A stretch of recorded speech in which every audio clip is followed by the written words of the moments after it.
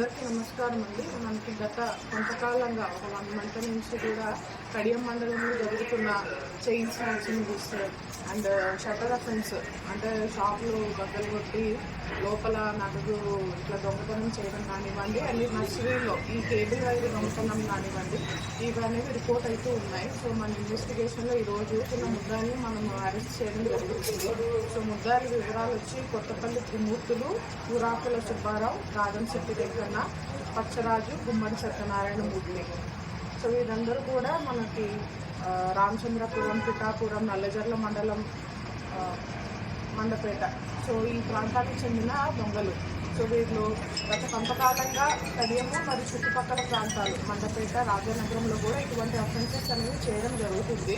So మా SI గారు, CI గారు, వాళ్ళ టీం అందరూ కూడా కష్టపడి బాగా వర్కౌట్ చేసి వీళ్ళకి. సో మనం వీళ్ళ దగ్గర మొత్తము 58 గ్రాముల బంగారము, ఒక జత వెండి పట్టీలు, ఒక పల్సర్ బైక్, ఏదైతే దొంగలించబడిన కాపర్ వైర్ అండ్ నగదు షాప్ వేగురుపాడులో జరిగిన చక్రం నుంచి 50,000 నగదు కూడా రికవర్ చేసి మొత్తము 5,40,000 వర్త్ ప్రాపర్టీ వాళ్ళ దగ్గర రికవర్ చేయడం జరిగింది.